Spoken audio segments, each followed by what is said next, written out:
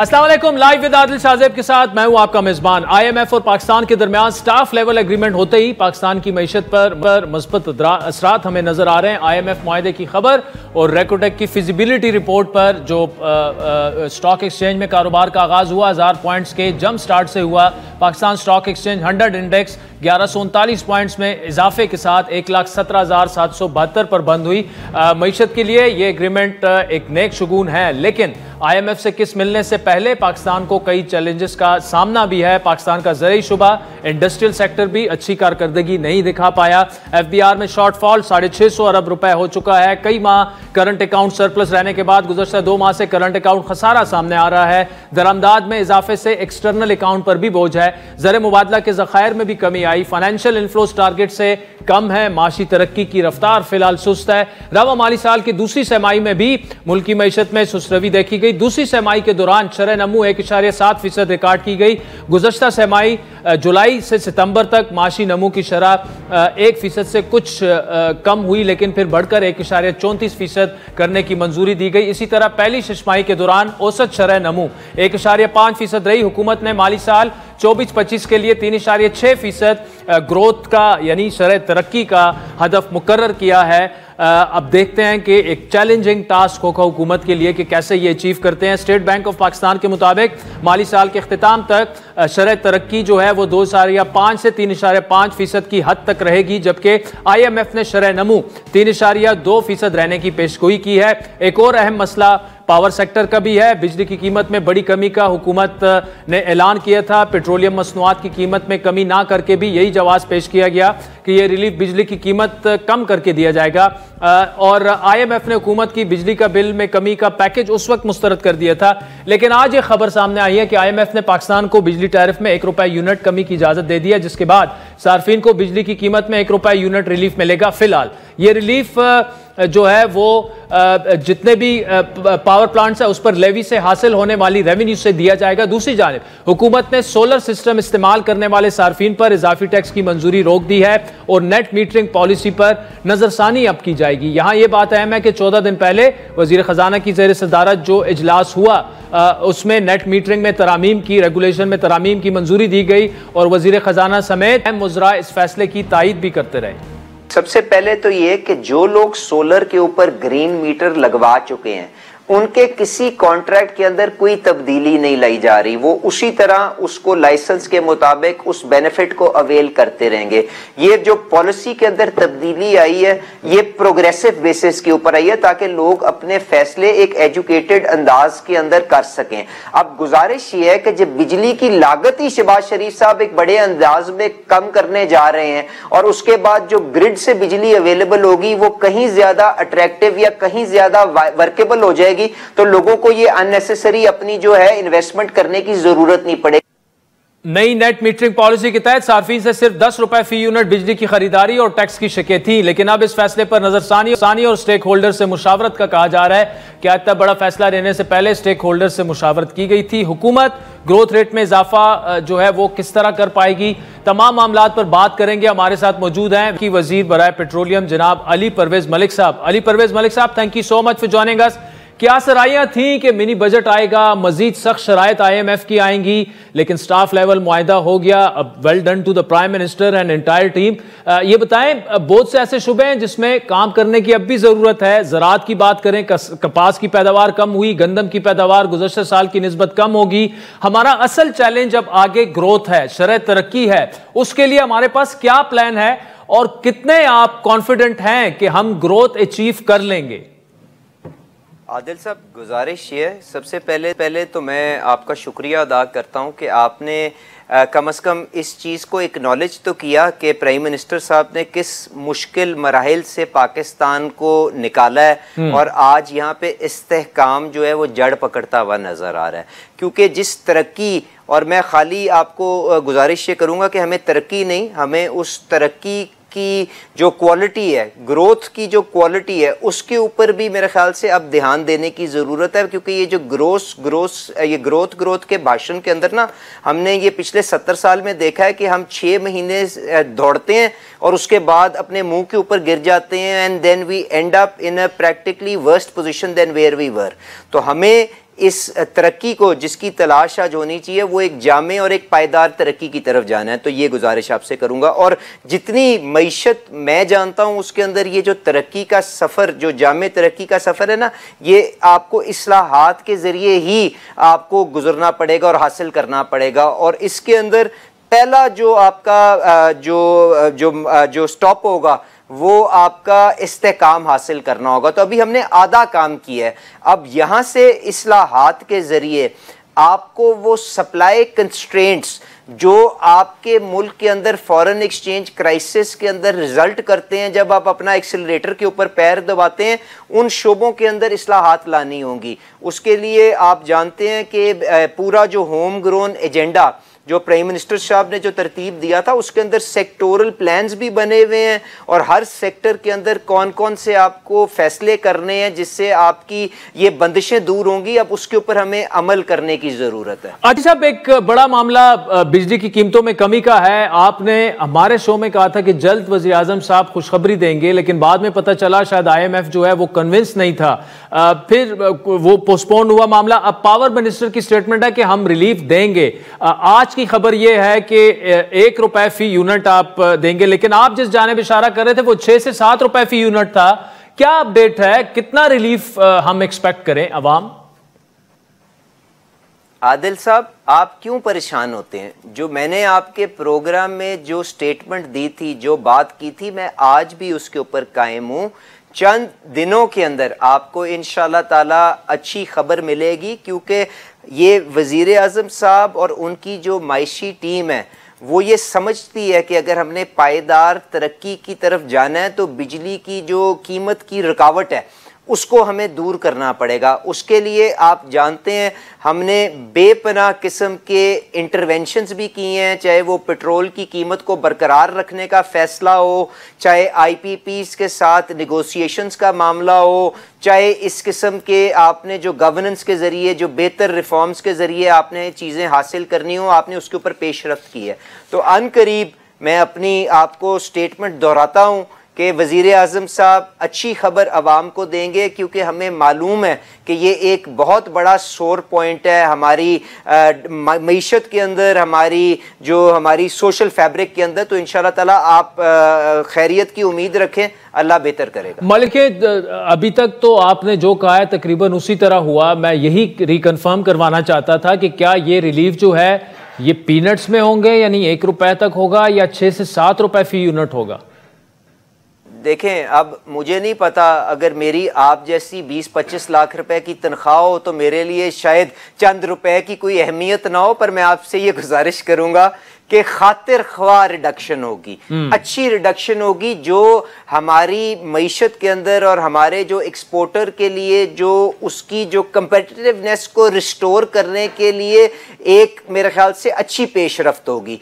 तो अब मुझे नहीं पता अच्छी और बुरी का क्या मतलब है, पर आपको सब्सटेंशियल रिलीफ नजर आएगी एंड इंशाल्लाह ताला this will lead up to better times जो आपके पास उसके बाद पाकिस्तान शहबाज शरीफ साहब की क़यादत में और इन फैसलों के नीचे हासिल कर सके। चले अली साहब, बार बार लाखों का जिक्र करके सैलरी का लोगों को हमारे पीछे ना पड़वाएं, लेकिन हमारा मकसद तो ऑब्वियसली रिलीफ आपसे सुनना है। एक अहम मामला नेट मीटरिंग और सोलर की जो हमारी पॉलिसी थी, ऐलान ये हुआ 27 रुपए जो यूनिट का रेट था वो अब 10 रुपए में आप खरीदेंगे, लेकिन वज़ीर आज़म ने दोबारा से उस पॉलिसी को अब रिवाइज करने का कहा है। तज़ब्ज़ुब का शिकार क्यों हमें दिख रही है हुकूमत इस पॉलिसी पर? Where do we stand as we speak right now? Adil साहब, गुजारिश ये है कि प्राइम मिनिस्टर साहब ने कहा है कि क्योंकि चंद क्वार्टर्स से काफ़ी ज़्यादा इसके ऊपर आवाज़ उठाई जा रही थी कि हम इस चीज़ को एक दफ़ा रिव्यू कर लें। अब जहाँ तक सोलराइजेशन का मामला है, मैं आपसे गुजारिश करूँगा कि प्राइम मिनिस्टर शहबाज शरीफ की हुकूमत is committed to moving forward on ये inducting renewable power into our system. पहली बात तो ये तय कर लें। अब उसके बाद हमारी जब ये नेट मीटरिंग की पॉलिसी पहले आई, जिसके तहत ये 2.5-3 लाख कनेक्शन नेट मीटरिंग के ग्रांट हुए, उस वक्त आपकी जो पावर लैंडस्केप है उसकी कुछ और हकीकतें थी। उस वक्त सोलर पैनल इतने सस्ते नहीं थे। उस वक्त कोई वजीर आजम जो खातिर ख्वाह बिजली की कीमत को कम करने नहीं जा रहा था, उस वक्त आपके पास इतनी सरप्लस बिजली मौजूद नहीं थी। तो आज इन जो नई हकीकतों को देखते हुए अगर आप सोलराइजेशन के जो इंसेंटिव्स हैं उनको अगर आप थोड़ा सा रद्दोबदल करते हैं और पिछले कॉन्ट्रैक्ट्स को आप ओन करते हैं, तो इसका ये मतलब तो नहीं है कि आप एंटी सोलराइजेशन है और आप किसी चीज़ के खिलाफ आपने कोई जहाद शुरू कर दिया है। हमें एक जिम्मेदार अंदाज के अंदर पाकिस्तान और रियासत के इदारों के मफाद के अंदर जो रास्ता है उसको तय करना पड़ेगा और उसके ऊपर फिर सबको चलना पड़ेगा। तो इंशाल्लाह ताला उसके ऊपर भी बेहतर फैसला आएगा। और मैं आपसे ये वादा करता हूं कि शहबाज शरीफ साहब ने कभी बाकी जमातों की तरह सस्ती शोहरत हासिल करने के लिए रियासत के मफादात के साथ खिलवाड़ नहीं किया। जो रियासत के मफाद में होगा, आपका ये भाई अपने लीडर शहबाज शरीफ साहब, मियां नवाज शरीफ साहब की क़यादत के अंदर उसके लिए आवाज उठाता रहेगा। थोड़ी सी गुंजाइश दें, इसको एक दफा रिव्यू और ये जो कंसल्टेशन का साइकिल दोबारा चल रहा है ये कंक्लूड हो जाए। मेरी राय वही है जो मैंने आपके सामने पेश की थी और मैं यही वजीर आज़म। अच्छा, मैं अली परवेज साहब एक सवाल आपके सामने रखूंगा, एक रियलिस्टिक जवाब मैं एक्सपेक्ट कर रहा हूं। जो मेहनत एक साल में हुई उसके हमें असरात भी नजर आ रहे हैं, समरात भी नजर आ रहे हैं, लेकिन ग्रोथ को अब अचीव करने के लिए आपको उससे डबल मेहनत करनी पड़ेगी। और आगे जो बजट आ रहा है जून में, आपकी नजर में चैलेंजेस क्या हैं जो आपको ओवरकम करने हैं? देखें, आपका बहुत अच्छा सवाल है, बल्कि मैं इस हद तक कहूंगा अभी तो आसान वाला मरहला हमने तय किया है। स्टेबलाइजेशन का जो जामे ग्रोथ का सफर है वो कहीं ज्यादा कॉम्प्लिकेटेड है, क्योंकि इसके अंदर कहीं ज्यादा शराकतदार हैं आपके इस प्रोसेस के अंदर। और यहाँ पे भी आपको अपनी जो मजबूरियां उनको सामने रखते हुए आपको मार्केट को ये कॉन्फिडेंस देना है कि आप अपना जो तरीका हुकूमत है, तर्ज हुकूमत है, उसको तब्दील करने जा रहे हैं। और चंद असूलों को आप उनको आगे सबसे मुकद्दम रखते हुए आप अपनी पॉलिसी की डायरेक्शन उसकी तरफ करेंगे। और मैं उन असूलों को आपके सामने पेश कर देता हूं। देखें, आपको एक्सपोर्ट और एक्सपोर्ट एनहांसमेंट के लिए अपनी सारी फैसिलिटेशन एंड जो इंसेंटिव पॉलिसी है उसको उस तरफ डिजाइन करना पड़ेगा। दूसरी बात यह है कि आपको फिस्कल कंसोलिडेशन का असूल अपने साथ बांधना होगा। और फिस्कल कंसोलिडेशन का यह मतलब नहीं है कि आप सिर्फ टैक्स को बढ़ाएं। टैक्स को तो यकीनन बढ़ाना है, पर उसकी क्वालिटी ऑफ टैक्सेशन एंड किन तबकों के ऊपर उसका बोझ पड़ता है उसको भी आपको फेयर बनाना है। और इसके साथ साथ सिर्फ वसाइल नहीं बढ़ाने, अननेसेसरी इखराजात को भी कम करना है जो आपको प्राइवेटाइजेशन के एजेंडे पे ले जाता है और बाकी की चीजों के अंदर ले जाता है। और यहां से जो तीसरी चीज आपको करनी पड़ेगी और वो मेरे ख्याल से बहुत ज्यादा अहमियत रखती है, वो ये है कि आपको अपनी मईशत के अंदर अपनी सेविंग्स और इन्वेस्टमेंट की शरह को बढ़ाने की जरूरत है, ताकि आपके पास वो पैदावारी सलाहियत मौजूद हो कि जब आप ग्रोथ की तरफ जाएं तो आप उसके पीछे प्रोडक्ट्स और सर्विसेज मुहैया कर सकें। तो इन चीजों को सिंप्लीफाइंग द रेगुलेटरी फ्रेमवर्क, इसको आपको अपने बजट डॉक्यूमेंट के अंदर आपको अपनी कमिटमेंट इस पाथ के ऊपर दिखानी है। And that is going to be the real test which is the upcoming budget for the government. अच्छा, पोजीशन बनाने के ऐलानात हो रहे हैं। आपको पता है माशी इस्तेकाम जो है वो डायरेक्टली लिंक्ड है सियासी इस्तेकाम से। अगर ओपोजिशन सड़कों पर आती है, पॉलिटिकल इंस्टेबिलिटी, अदम इस्तेकाम बढ़ेगा, हालात मजीद खराब होते हैं तो उसका इंपैक्ट इकोनॉमिक स्टेबिलिटी पर पड़ेगा। हुकूमत के पास उसके लिए कंटिंजेंसी प्लान क्या है? देखें, बिलावल साहब ने और हमारी क़यादत ने हमेशा कहा है कि आए मिल के पाकिस्तान के मफाद के ऊपर बात करें और मिल के एक रास्ता तय करने की बात करें। अगर आप अपनी ज़ाती मफाद से आगे देखने की सलाहियत नहीं रखते और उसकी वजह से कोई सियासी अदम इस्तेहकाम आता है, तो उसके लिए पाकिस्तान की अवाम जिसने बेपनाह तकलीफ के बाद इस इस्तेहकाम को हासिल किया है, जिसको मैं अंग्रेजी में कहता हूँ हार्ड वॉन स्टेबिलिटी अचीव की है, तो उस तकलीफ को जो दोबारा उसको इस मुल्क को उस तरफ धकेलेगा, पाकिस्तान की अवाम उसको कसूरवार ठहराएगी। हम तो अपने किरदार की जिम्मेदारी ले सकते हैं, किसी और के किरदार की जिम्मेदारी ले नहीं सकते, पर अपनी अच्छी नीयत के साथ, खलूस के साथ इस रास्ते के ऊपर कि हम पाकिस्तान की बेहतरी के लिए काम करें, और हमने काफी हद तक वो करके भी दिखाया है। हम तो इसी रास्ते के ऊपर शहबाज शरीफ साहब की क़यादत में गामजन रहेंगे। अली परवेज मलिक साहब, thank you so much for joining us. नाज़रीन, ग्रैंड अलायंस पर इस सेगमेंट का इख्तिताम हुआ और ब्रेक के बाद हम इस पर बात करेंगे कि तहरीक इंसाफ क्या सोच रही है। आपस के इख्तिलाफात उतने ज्यादा हैं कि शायद ही वो मौलाना को कन्विंस कर पाएं। क्या वाकई ऐसा होगा? ब्रेक के बाद आपसे दोबारा मुलाकात होगी।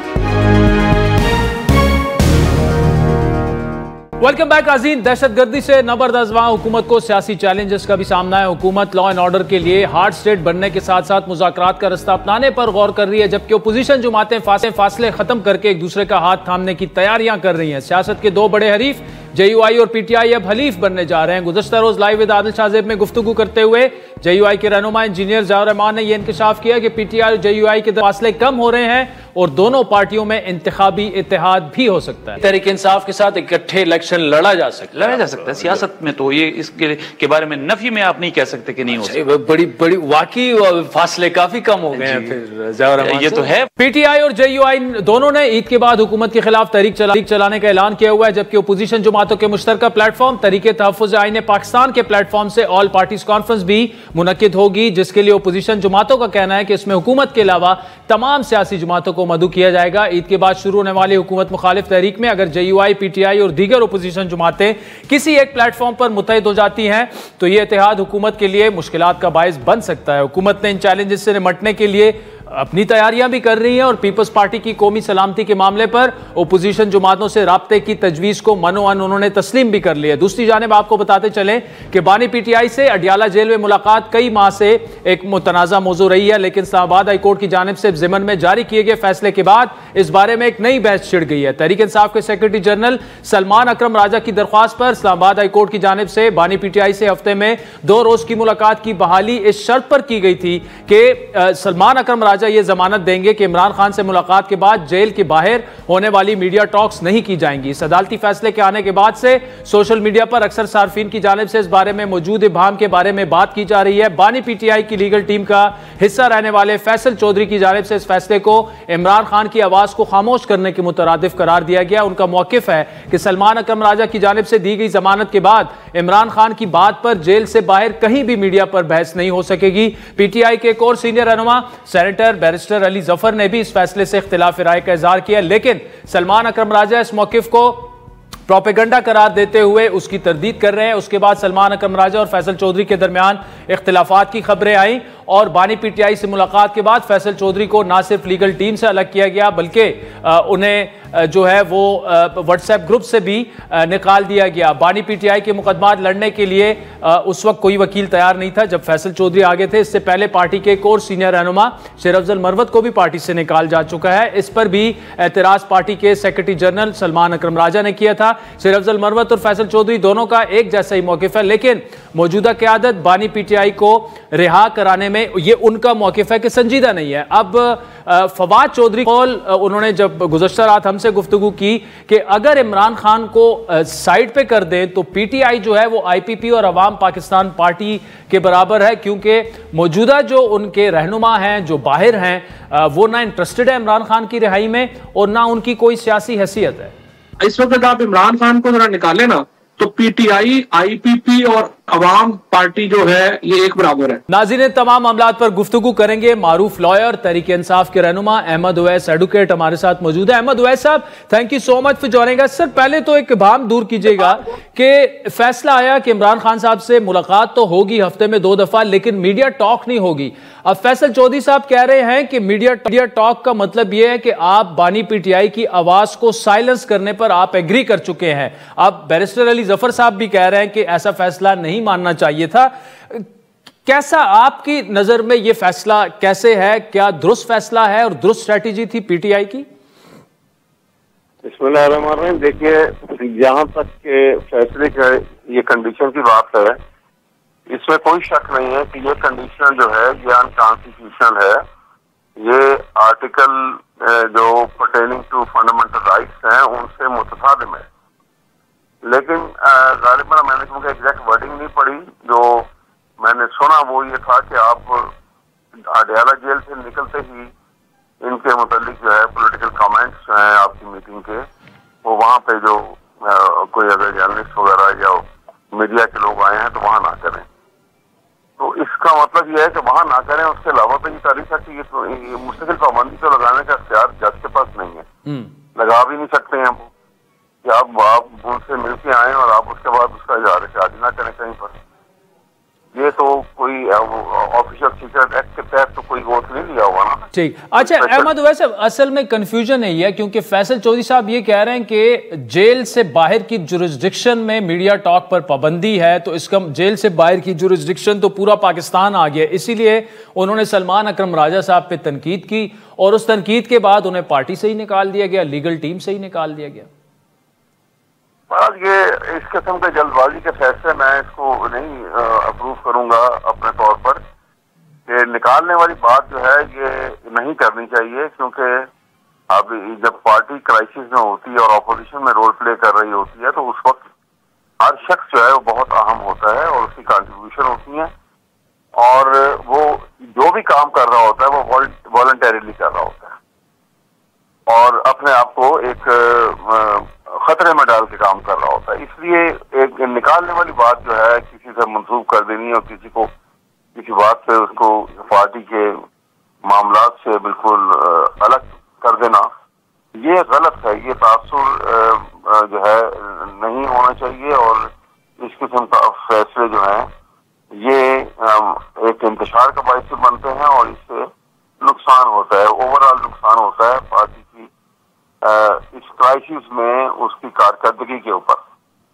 तो बाकी देखिए, जहां तक पार्टी के अंदर इख्तलाफात की बात है वो तो होते रहते हैं, हुकूमती पार्टी में भी होते हैं और जब पार्टी क्राइसिस में होती है तो उस वक्त ज्यादा होते हैं। जब आप उस पैराए में देखें और ये देखें कि पार्टी जो है वो इतनी जो इस वक्त जो लोग अफेयर जो काम में लगे हुए वो इतना एक्सपीरियंस भी नहीं है, लिहाजा वो तदब्बुर और वो मामला फहमी जो है वो उस मैच्योरिटी की शायद उतनी नजर ना आती हो, लेकिन इसको पहले दिल से ही देखना भी चाहिए और इनको मामलात को एक्सेप्ट करना चाहिए, ना कि हम इस बात पर तवज्जो दें कि जी किसी ने हमारे मतलब की बात नहीं की तो उसको पार्टी से निकाल दिया जाए या उसको अलग कर दिया जाए। ठीक है। अच्छा अहमद, वैसा बड़ा आपने तो कैटेगोरिकली इस पे आपका मौकिफ आ गया, लेकिन पार्टी के अंदर भी जो सोशल मीडिया हम देख रहे हैं उसमें इन फैसलों पर एतराज ऐसे हो रहा है कि ऐसे लोग जो कि ऐसे वक्त में पार्टी के काम आए जब पार्टी के जो असल जिन्होंने हुकूमत में वजारतें ली और सब कुछ लिया वो तितर बितर हो गए, कोई अंडरग्राउंड चले गए,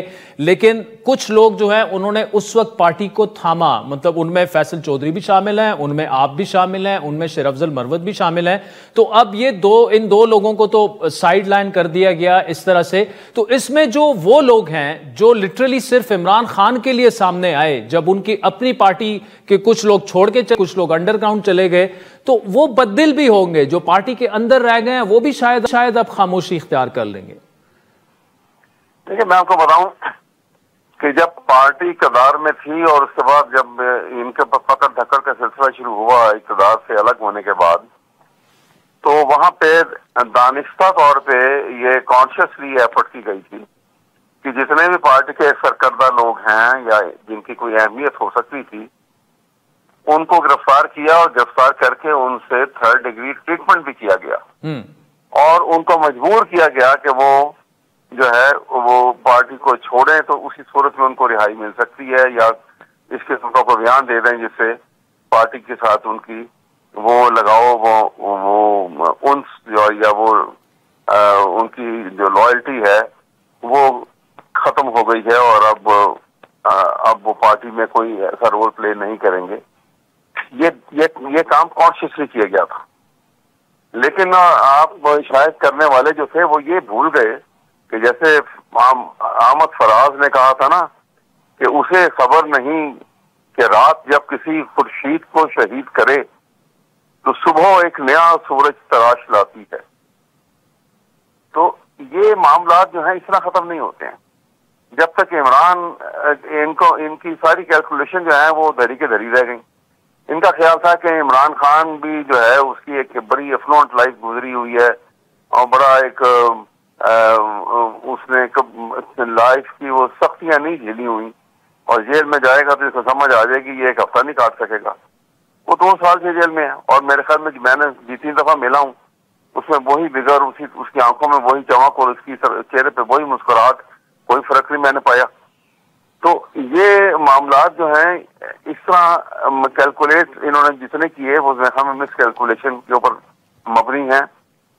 इसलिए मैं ये कहता हूं कि ये मामला देखें, जब तक इमरान का एक फेवरेट पोजीशन जो है उसकी पार्टी के अंदर मौजूद है, तो मौजूद होते हुए ये कह देना या ये भी एक चल रहा है कि जी कोई फॉरवर्ड ब्लॉक बन जाएगा, ग्रुप बन जाएगा, ये सारी ऐसी अफरोही बातें हैं और ये बातें ऐसी उड़ाई गई हैं, इनमें कोई रियलिटी नहीं है।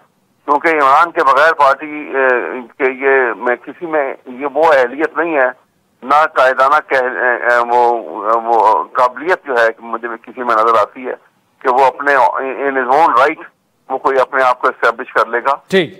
तो अच्छा, आखिर में सर अहमद वैसे टाइम कम रह गया, लेकिन ये जवाब लेना आपसे जरूरी है। ईद के बाद क्या तहरीक इंसाफ की जो वो क़यादत जो कि बाकी लोगों को साइडलाइन करवा रही है, वो इस पोजीशन में होगी कि कोई तहरीक मौसर चला सके?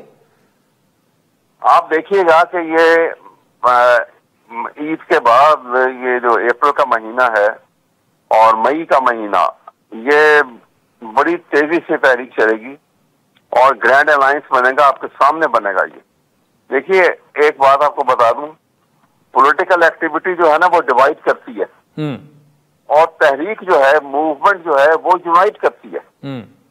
वो क्योंकि एक ब्रॉड प्लेटफॉर्म के ऊपर, ब्रॉड एजेंडे के ऊपर सब एक प्लेटफॉर्म पे जमा हो जाते हैं, सिर्फ उस हद तक। अब यहाँ पे ब्रॉड एजेंडे में एक चीज कदर मुश्तरक है, मसलन मैं समझता हूँ कि इस पूरे पीरियड जो गुजरा है 1-1.5 साल का, मौलाना फजलुर रहमान का कद बहुत बुलंद हुआ है और बड़ी तदब्बुर और उन्होंने बड़ी बसीरत के सबूत दिया है, अपनी पॉलिटिकल सैगैसिटी के एतबार से भी, अपनी स्टेटमेंट से, अपने ऊपर जो है सब्र तहम्मुल के एतबार से भी देखा जाए तो उनका ये कह देना जो है कि मैं अपोजिशन में हम आएंगे और ये डिमांड के इलेक्शन जो है अर्ली कराए जाएं, ठीक, ये एक इतना बड़ा एक इशू है या स्लोगन है या एक डिमांड ऐसी है, ये मुतालबा ऐसा है कि सिर्फ एक इस मुतालबे पे सारी पॉलिटिकल पार्टी जो हैं, जिनके अपने अपने मैनिफेस्टो क्या भी हों, फर्क भी हों, बिल्कुल चले पीटीआई समेत, वो इस ब्रॉड प्लेटफॉर्म के ऊपर इकट्ठे हो सकते हैं और यही एक बहुत बड़ी मूवमेंट का सबब बन सकते हैं। ठीक है, चले। अहमद उवैस एडवोकेट साहब तहरीक इंसाफ हमारे साथ मौजूद थे। नाज़रीन, ब्रेक के बाद आपसे दोबारा मुलाकात होगी। वेलकम बैक नाज़रीन। कुदरत की सितम ज़रीफी या किस्मत का खेल, मुल्क के सबसे बड़े शहर कराची में ट्रैफिक हादसात का ना रुकने वाला सिलसिला जारी है। रवां साल जनवरी से मार्च तक 83 रोज के दौरान हैवी ट्रैफिक की वजह से 68 शहरी जान से चले गए, जिसमें ज्यादातर मोटरसाइकिल सवार हैं। अदाद-ओ-शुमार के मुताबिक तेज रफ्तार डंपर की टक्कर से 17 अफराद जांबाग, जबकि ट्रॉलर की टक्कर से 24, वाटर टैंकर की टक्कर से 14, मिनी ट्रक की टक्कर से 5 से 8 और 8 अफराद बस की टक्कर से जो है वो उसका शिकार हुए। रवां बस कराची की सड़कों पर मुख्तलिफ ट्रैफिक हादसात में जांबाग अफराद की मजमूई तादाद 216 तक जा पहुंची है। इन हादसात की सबसे बड़ी वजह लाकानूनियत है। हैवी ट्रैफिक का दिन के औकात में शहर में दाखिल होने से ट्रैफिक हादसात ज्यादा होते हैं। ट्रैफिक कवानीन पर अमल दरामद के लिए ट्रैफिक पुलिस तो मौजूद है, लेकिन कानून पर अमलदारी कहीं नजर नहीं आ रही। ट्रैफिक हादसात के मामले पर गवर्नर सिंध कामरान टसोरी और मेयर कराची मुर्तजा वहाब के दरमियान लफ्जी जंग भी हम देख रहे हैं। गवर्नर सिंध ने पहले भी ट्रैफिक हादसात की रोकथाम के लिए जो वहां के डीआईजी ट्रैफिक हैं उन्हें अपने मातहत करने की बात की थी। हाल ही में एक मरतबा फिर उन्होंने अपनी स्टेटमेंट दोहराई। उनके बकौल 1 हफ्ते के लिए कराची की ट्रैफिक उनके हवाले कर दी जाए। अगर हैवी ट्रैफिक से एक सा हुआ तो वो खुद जिम्मेदार होंगे। कल जो वाकया हुआ है न ये पहला है ना आखिरी है। अभी तक जो मैंने कही बातें उन पर अमल दरामद नहीं किया गया।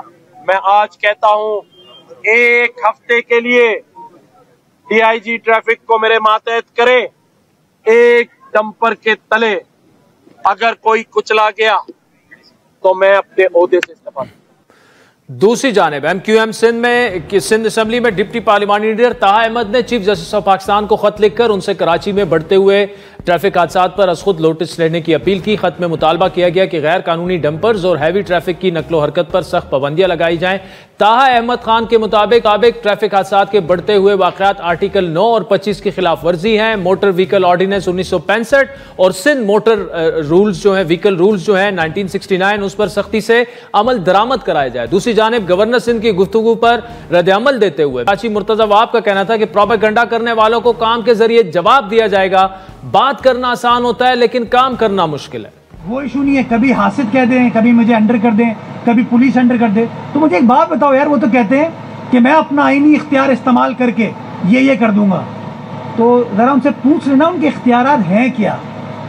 ये अगर पता चल जाएगा तो बड़ा अच्छा हो जाएगा। बाकी कामरान भाई, क्लॉक इज टिकिंग, आज नवा दिन है, पैसे ट्रांसफर कराएं जो आपने वादा किया था, 9 दिन हो गए वो ऐलान किए हुए। कराची में बढ़ते हुए ट्रैफिक हादसात की असल वजूहात क्या हैं और अचानक इनमें सर्च क्यों देखने में आ रहा है? ट्रैफिक हादसात की रोकथाम में ट्रैफिक पुलिस क्यों नाकाम नजर आ रही है? कराची में ट्रैफिक की सूरत हाल और ये जो पूरी सिचुएशन है, उसके लिए हमें ज्वाइन किया है कराची स्टूडियो से डॉन के कोरेस्पोंडेंट इमरान हफीज ने। Imran Hafeez, thank you so much for joining us.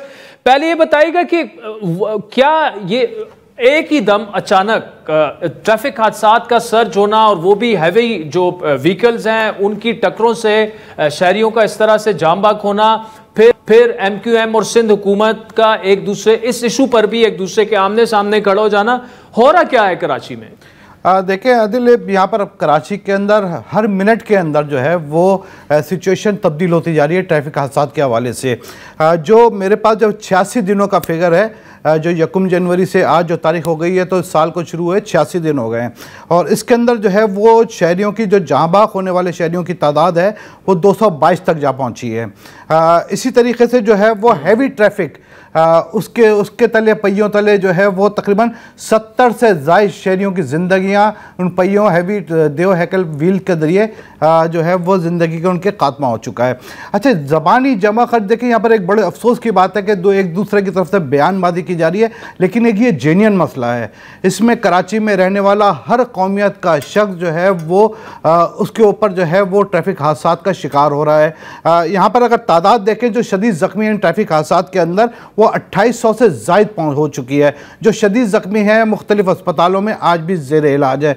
यहाँ पर देखिए कानून की रिट नज़र नहीं आती। कानून बनाए इस वजह से जाते हैं कि इंसान ज़िंदगियों को तहफ़्फ़ुज़ दिया जाए, इंसानों को तहफ़्फ़ुज़ दिया जाए, लेकिन यहाँ पर जो है वो जहाँ पर लाकानूनियत होगी वहाँ पर जो है वो इंसानी कीमती जानों का ज़िया लाजमी होना है। कानून बनाए। अच्छा इमरान, मुझे बताइएगा उसकी बुनियादी वजह जो है, एक तो ट्रैफिक पुलिस उस तरह से काम नहीं कर रही नजर आ रहा है, कानून की अमलदारी नहीं है, शायद बहुत से ऐसे सिग्नल्स होंगे जो कि काम ही नहीं कर रहे, ये भी उसकी एक बड़ी वजह है। लेकिन दिन के औकात में हैवी ट्रैफिक का कराची जैसे कंजस्टेड शहर में तो उनको तो घुसते ही नहीं देना चाहिए। हाँ बिल्कुल, देखिए इस तरीके से एक हुआ था जब जो DIG ट्रैफिक जो साबका थे उनके दौर के अंदर एक चीज़ हुई थी और ये चीज़ आज भी चल रही है। इस चीज़ का खात्मा नहीं हो सकता कि जो ड्यूटी के ऊपर जो मौजूद हैं वहाँ पर पुलिस अफसरान हैं ट्रैफिक के, तो वो अपने ज़ाती मफादात, वो चाहे कुछ भी हों, वो ज़ाती मफादात को जो है वो कैश कराने के लिए जो है उनको वक्त से पहले दिन के औकात के अंदर हैवी ट्रैफिक को छोड़ दिया जाता है। ये चीज़ भी सामने आई और ऐसे बयानात भी हमारे सामने आए हैं जो ट्रक वालों ने खुद दिए कि वहाँ पर जो है वो इतने पैसे दिए, वहाँ पर इतने पैसे दिए और उसके बाद जो है हम शहर के अंदर दाखिल हुए ममनुआ टाइमिंग के अंदर। यहाँ पर कानून की रिट नज़र नहीं आती, कानून की रिट होना लाजमी है। और यहाँ पर जहाँ पर इस शहर के अंदर अगर हम देखें तो यहाँ पर कानून को तोड़ना एक फ़ख्र की अलामत समझा जाता है, तो वहाँ पर इस किस्म के वाक़यात होंगे। सियासी बयानात नहीं, इसको हल निकालना जो है वो बेहतर होगा। कानून पे अमल दरामद कराएं, लेकिन जब यूनिफॉर्म के अंदर अगर कोई ड्यूटी पे आ रहा है तो वो जब खौफ के अंदर मुब्तला होगा तो वो कैसे अपने फ़राइज़ अंजाम देगा, कैसे वो कानून को ब्रेक करने वालों को रोकेगा, किस तरीके से ये चीज़ होगी। उनको जो है वो यूनिफॉर्म जो है वो एक बड़ी ताकतवर चीज़ है, उसको रोकने के लिए जब वहाँ पर वो खड़ा हुआ है और वो जो लाकानूनियत करने वाले को रोके, उसके अंदर इतनी हिम्मत होनी चाहिए। क्योंकि एक बड़ा मसला है कि यहाँ पर अगर वो किसी के ख़िलाफ़ अगर चालान ज़्यादा हो जाते हैं तो यहाँ पर रोड ब्लॉक कर दिए जाते हैं, रक्शे वालों के ख़िलाफ़ चालान होते हैं तो रोड ब्लॉक कर दिए जाते हैं। तो मकसद एक चालान तो वायलेंस के ऊपर होता है ना, तो जब वायलेंस के ऊपर होता है तो वो जब प्रोटेस्ट करते हैं, रोडें ब्लॉक करते हैं, तो हुकूमत की रिट या कानून की रिट को जो है वो उनके सामने खड़ा होना चाहिए, ना कि मुज़ाकरात करने चाहिए। ये चीज जो है वो कराची के अंदर देखते हैं। इमरान हफीज, बहुत बहुत शुक्रिया। जिस जानिब इमरान हफीज इशारा कर रहे थे राजी, दो बड़ी चीजें, एक अगर हैवी ट्रैफिक पर पाबंदी है, अंदर कैसे दाखिल हो रही है, उन पुलिस एहलकारों को तो फौरन ट्रैफिक एहलकारों को सस्पेंड करना चाहिए जिनसे कि हैवी ट्रैफिक अंदर दाखिल हो जाती है। और दूसरा एक रिक्वेस्ट आप समझ लें, इल्तिजा समझ लें, अपील समझ लें कि सिंध गवर्नमेंट को, खुसूसन मेयर कराची मुर्तज़ा वहाब साहब को, कि जो जहाँ ट्रैफिक सिग्नल्स काम नहीं कर रहे उनको भी ठीक किया जाए, और जो ट्रैफिक एहलकार हैं उनके लिए एक ऐसा मैकेनिज्म बनाया जाए कि जो इसमें मुलविस पाया जाए कि जिन्होंने इजाज़त दी हैवी ट्रैफिक को ममनुआ टाइमिंग में अंदर, उन्हें फ़ौरन सस्पेंड किया जाए। वक्त तो चाहता है एक ब्रेक का, जिसके बाद आपसे दोबारा मिलेंगे।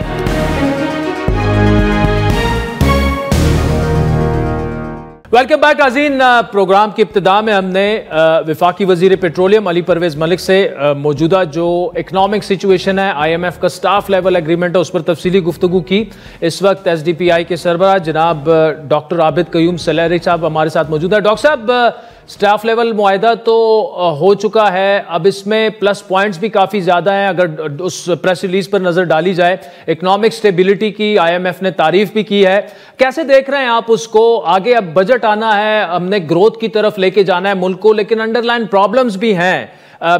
नेट शेल में कैसे रिव्यू करेंगे आप इस पूरी सिचुएशन को? सबसे पहली बात तो ये है कि हमें इसको एक वेलकमिंग मूव कहना चाहिए। अगर ये IMF का स्टाफ लेवल एग्रीमेंट डिले हो जाता 15 अप्रैल से, तो फिर ये शायद अगले बजट से इसको मुंसलिक कर दिया जाता और उसके नतीजे में रुपए पे प्रेशर पड़ना शुरू हो जाना था डॉलर के मुकाबले में। तो ये एक अच्छी बात है कि IMF का स्टाफ लेवल एग्रीमेंट जो है वो हो गया। उससे मजीद अच्छी बात यह है कि जो रेजिलियंस और सस्टेनेबिलिटी फैसिलिटी है उसमें भी 1.3 बिलियन डॉलर का 28 महीने का स्टाफ लेवल एग्रीमेंट जो है वो हो गया। और ये दोनों चीज़ें जो हैं वो अब अगले 6 हफ्तों में एग्जीक्यूटिव बोर्ड में जाएंगी, और अगर वो वहाँ से अप्रूव हो जाती हैं तो पाकिस्तान के पास जो है फॉरेन एक्सचेंज रिजर्व्स की शक्ल में जो है वो डॉलर्स आएंगे। लेकिन उससे ज़्यादा वो जो क्रेडिट वर्दीनेस और जो क्रेडिबिलिटी है वो मार्केट में जो एक एश्योरेंस है वो चलती रहेगी। अब उसमें अगर आप स्टाफ लेवल एग्रीमेंट को गौर से पढ़े तो 2-3 चीज़ें बहुत क्लियर उसमें नज़र आती हैं। पहली तो ये कि वो जो फिस्कल कंसोलिडेशन की उन्होंने बात की है डेट सस्टेनेबिलिटी के हवाले से, लायबिलिटीज़ के हवाले से, जिसका मतलब है कि रेवेन्यू पे काम करते रहना पड़ेगा। वो जो टैक्स ब्रेक्स की कुछ बातचीत चल रही थी या रेट्स को कम करने की, मेरा ख्याल है कि शायद वो होता वो मुझे नजर नहीं आ रहा है।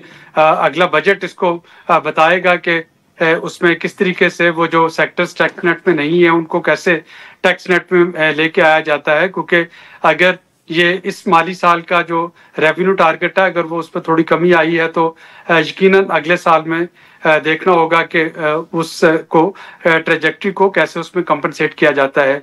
मॉनेटरी पॉलिसी को उसमें बात की गई है कि इन्फ्लेशन को कंट्रोल करने के लिए टाइट मॉनेटरी पॉलिसी जरूरी है, जिसका मतलब यह है कि शायद अगले कोई 3-4 जो मॉनेटरी पॉलिसी मीटिंग्स होंगी उसमें कोई मैं इंटरेस्ट रेट में कोई मजीद कमी आती हुई नहीं देख रहा। अगर ये इसी पे सस्टेन करे तो ये भी काफी बड़ी बात होगी।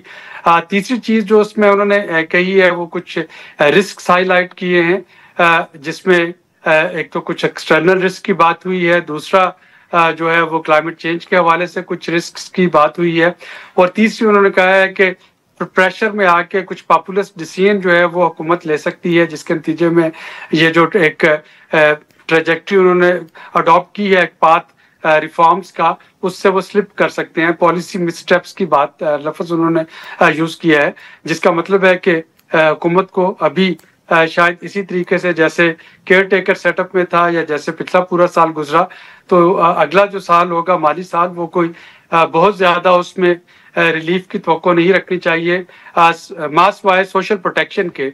तो बेनजीर इनकम सपोर्ट प्रोग्राम की ना सिर्फ ये कि अप्रिसिएशन भी हुई बल्कि उसमें मजीद फंडिंग जो है उसकी बात भी की गई है। तो वो जो डिजर्विंग होंगे बेनिफिशरीज सोशल प्रोटेक्शन के बेनजीर इनकम सपोर्ट प्रोग्राम के जरिए या सूबाई सोशल प्रोटेक्शन प्रोग्राम अगर वो कोई लेके आते हैं तो वहां पे तो रिलीफ मिलता आ सकता है, लेकिन वो जो मिडिल क्लास के लिए रिलीफ था वो कोई बहुत ज्यादा मैं आते हुए नहीं देख रहा हूँ अभी तक की जो स्टाफ लेवल एग्रीमेंट की मेरी। अच्छा डॉक्टर साहब, गवर्नमेंट ने 6-7 रुपए फी यूनिट रिलीफ का उन्होंने अनाउंस तो नहीं किया लेकिन इशारे यही दिए। फिर IMF ने शायद मना कर दिया। अब ऐलान ये किया गया पावर मिनिस्टर की जानिब से कि हम इस बात पर कायम है और रिलीफ देंगे। आज की खबर यह है कि ₹1 से ज्यादा का रिलीफ नहीं मिलेगा। क्या हुकूमत इस मामले में तजब्जुब का शिकार है? लेकिन आज तो वफाकी वजीर पेट्रोलियम ने यह कह दिया है कि रिलीफ दिया जाएगा और आइंदा चंद दिनों में आपको पता लग जाएगा। देखिए आदिल, गवर्नमेंट की मजबूरी जो है और उसकी परेशानी बिल्कुल समझ में आती है। कोई भी इस वक्त गवर्नमेंट अगर होगी तो उनकी यही कोशिश होगी कि एक साल जो था उसमें मैक्रो इकोनॉमिक स्टेबिलिटी आ गई। अब उस मैक्रो इकोनॉमिक स्टेबिलिटी के बाद किस तरीके से जो है अवाम की सबकी तवक्को है कि ग्रोथ कैसे बढ़ेगी, जॉब्स कैसे मिलेंगी, लोगों की कुव्वत खरीद जो है उसमें कैसे इजाफा होगा। और जाहिर है कि कोई भी पॉलिटिकल गवर्नमेंट हो उसको ये सारी चीजें अपनी कॉन्स्टिट्यूएंसी में जाके जवाब देने के लिए ये करना बहुत जरूरी है। लेकिन उसके साथ साथ हमें ये भी देखना है कि IMF के प्रोग्राम में रहना है। अगर ये क्लाइमेट चेंज और उसकी जो रेजिलियंस सस्टेनेबिलिटी फैसिलिटी है उसको अवेल करना है, तो फिर वो जो एक ब्लैंकेट रिलीफ था वो जो है उसका दौर खत्म हो गया। अब ये तो हो सकता है कि वो जो RSF से पैसे मिल रहे होंगे उसको क्लाइमेट चेंज और उसकी अर्ली वार्निंग या क्लाइमेट चेंज मिटिगेशन अडॉप्टेशन के कुछ प्रोजेक्ट्स हैं उस पर कुछ स्पेंडिंग जो है उसको अनाउंस कर दिया जाए। ये तो हो सकता है कि सोशल प्रोटेक्शन जो है उस पर काम कर लिया जाए। लेकिन ये नहीं पॉसिबल कि आपका रेवेन्यू टारगेट जो है वो भी कुछ 600 अरब रुपए से अभी तक उसमें शॉर्टफॉल है। जब तक ये साल पूरा होता है, चूंकि ये मार्च के महीने में छुट्टियां जो ईद की आ गई उसकी वजह से भी टैक्स कलेक्शन जो है वो मुश्किल होगी। तो मार्च तक जाते जाते देखना होगा कि ये जो रिवीजन हुई थी IMF के स्टाफ के साथ वो क्या उस रिवाइज टारगेट तक भी पहुंचते हैं कि नहीं। और अगर वो रेवेन्यू नहीं आएगा तो फिर IMF ये सवाल जरूर करेगी कि आप अगर रिलीफ देना चाह रहे हैं बिजली के बिलों पे या किसी भी चीज पे तो उसके लिए इनकम कहाँ से आएगी। तो अगर आप टैक्स बढ़ा लेते हैं तो जाहिर है कि इनकम आ जाएगी। अगर आप ऑस्टेरिटी मेजर्स पे चले जाते हैं, कुछ स्पेंडिंग कम कर लेते हैं कुछ उस पे जो PSDP पे या किसी और जगह से, तो वो हुकूमत शायद इसको जस्टिफाई कर सकती है कि जी ये देखिए हमने इतने अखराजात कम कर लिए। लेकिन अगर अखराजात भी कम नहीं करेंगे और अगर रेवेन्यू जो है वो भी नहीं बढ़ रहा होगा तो फिर रिलीफ देना जो है वो हुकूमत के लिए मुश्किल हो जाएगा और IMF उस पर यकीनन सवाल। अच्छा डॉक्टर, क्लाइमेट चेंज रिजिलियंस का जो फंड है $1.3 बिलियन, ये खर्च कैसे होगा? हुकूमत ने ऑब्वियसली एक प्लान तो सबमिट किया होगा, उसके मुताबिक ही सब कुछ होगा, क्योंकि ये वाले पैसे जो हैं ये तो कहीं और इस्तेमाल नहीं हो सकते। जी बिल्कुल बिल्कुल, ये 28 महीने के लिए ये फैसिलिटी मिल रही होगी और ये भी कोविड में तो यकमुश्त मिल गए थे, ये यकमुश्त नहीं मिल रहे होंगे, ट्रांचेस में मिल रहे होंगे। और उस पे उन्होंने कहा है कि एक तो ट्रांसपेरेंसी की बात की है कि जो क्लाइमेट चेंज के जो उसके डैमेजेस हैं उनकी वार्निंग जो है वो टाइम पे दी जाए। उसके लिए जो रकम खर्च की जाती है उसको ट्रांसपेरेंटली खर्च किया जा रहा हो। और उसके अलावा जो अडॉप्टेशन मेजर्स हैं या आपको ग्रीन इकोनॉमी की तरफ अगर जाना है, आप EVs पे जाना चाह रहे हैं, आप इंडस्ट्री को ग्रीन करना चाह रहे हैं, तो ये वो रकम होगी जो कि डायरेक्टली हमारे कार्बन एमिशन से जुड़ी होगी कि जितना हम कार्बन एमिशन कम करने के लिए जो टेंजिबल प्लान्स कर सकते हैं उस पर ये स्पेंडिंग जा सकेगी। तो अगेन ये ब्लैंक चेक नहीं है, ये अगेंस्ट प्रोजेक्ट्स होगा और उन प्रोजेक्ट्स की जो है वो IMF के साथ वो शेयर किए जा रहे होंगे और उन पे यह रकम जो है वो स्पेंड की जा रही होगी। डॉक्टर आबिद कयारी साहब, thank you so much for joining us. नाज़रीन, आज के प्रोग्राम पर फीडबैक जरूर दीजिएगा। ट्विटर हैंडल है @आदिल शाज़ेब। इजाजत दीजिए, खुदा हाफिज़।